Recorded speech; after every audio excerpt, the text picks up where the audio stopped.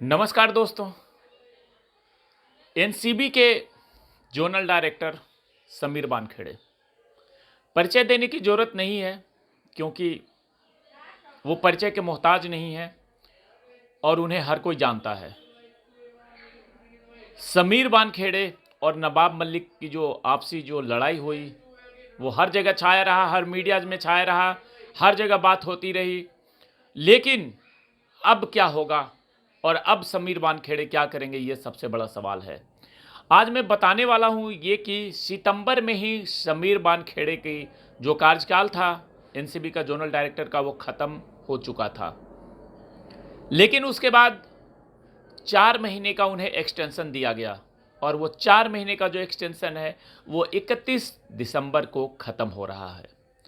और इस दौरान आपको पता ही है कि सितंबर और दिसंबर के दौरान शाहरुख खान के बेटे को समीर वानखेड़े ने रंगे हाथों पकड़ा था और उस मामले में शाहरुख खान के बेटे को लगभग 1 महीने जेल में रहना पड़ा। इसको लेकर के काफ़ी हंगामा मचा देश के अंदर, विदेश के अंदर, और काफ़ी लड़ाई हुई। एनसीबी के जो जोनल डायरेक्टर हैं समीर वानखेड़े, उनके ऊपर बहुत सारे आरोप लगाए गए।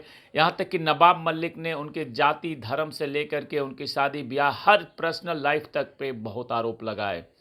फाइनली कोर्ट को आना पड़ा बीच में और मुंबई हाई कोर्ट ने नवाब मलिक को डांटा फटकारा और ये भी कहा कि आप लिखित रूप से माफ़ी मांगे। तो समीर वानखेड़े से नवाब मलिक ने लिखित रूप से माफ़ी मांगा और कोर्ट का निर्देश आया कि अब आप आगे से कोई भी पर्सनल, कोई भी ऐसी बातें समीर वानखेड़े के बारे में नहीं करेंगे।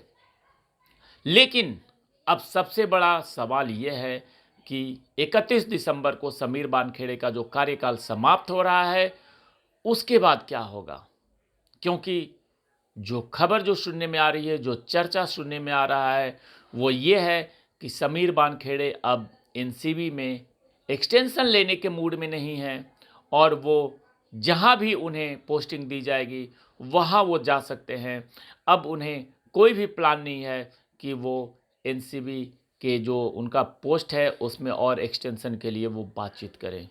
क्योंकि समीर वानखेड़े एक ऐसा नाम है कि सुशांत सिंह राजपूत मामले में भी समीर वानखेड़े ने बहुत ही एक्टिव भूमिका निभाई और कुछ लोगों को, यानी कि सिद्धार्थ पिठानी, रिया चक्रवर्ती, शौविक चक्रवर्ती, ऐसे कई लोगों को उन्होंने पकड़ करके जेल में डाला। तो समीर वानखेड़े की जो ईमानदारी की भूमिका है, वो हर किसी को पता है कि समीर वानखेड़े ने किस प्रकार से अपने जो उनका दायित्व है, उनका जो कर्तव्य है, उसको निर्वहन किया है।